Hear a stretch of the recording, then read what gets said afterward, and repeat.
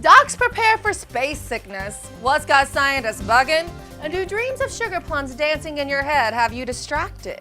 All that and more coming up on the Daily Orbit. Hello and welcome to the Daily Orbit. I'm Emerald Robinson. While traveling in space, you may experience motion sickness, orthostatic intolerance, neurovestibular dysfunction, and increased cardiac dysrhythmias. Sound like a pharmaceutical commercial? A group of docs are addressing the potential hazards and medical consequences that may accompany space travel for the average person.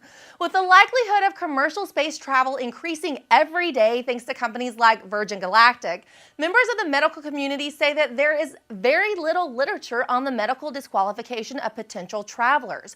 Currently, space medicine experts say that they are investigating and designing prevention and post-flight treatments for muscle atrophy, osteoporosis, kidney stones and infections, and a possible increased risk of cancer, along with all the other symptoms I listed at the top of the show.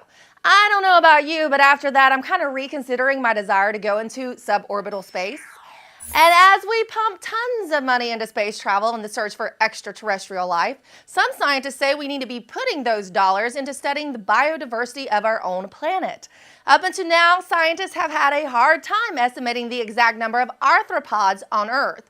A new study reveals that bugs outnumber mammals 312 to 1.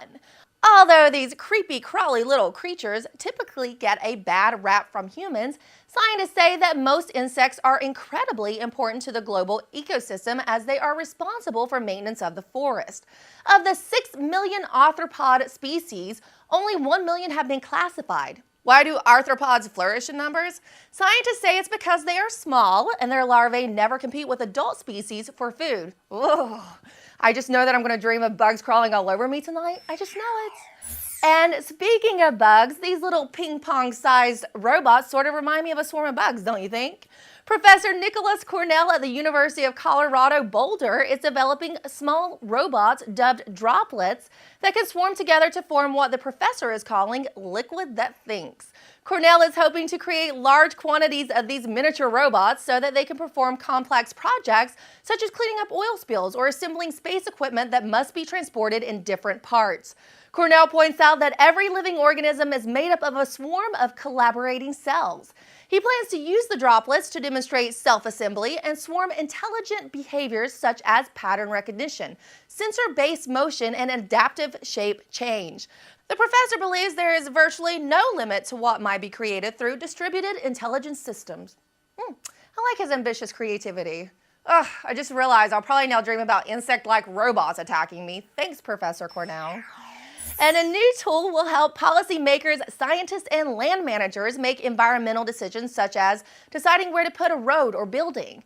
The model predicts how sound spreads from a source through the surrounding landscape using spatial data layers. It predicts how sound is affected by factors like vegetation, terrain, weather conditions, and background sound levels. For example, the tool looked at human and owl sensitivities to motor vehicle sounds. The tool found owls are 45% more sensitive to vehicle sounds than humans. Such noises could be detrimental to their survival as they rely on their acute sense of sound to hunt their prey. Noise pollution can reduce habitat quality, alter biodiversity, disrupt animal communication, and cause stress on animals. Scientists say that using this tool to predict the effects of sound on a bird or mammal species will allow for a more adequate balance of land use planning decisions with conservation consideration. And have you noticed the roads seem a little more dangerous during the holidays?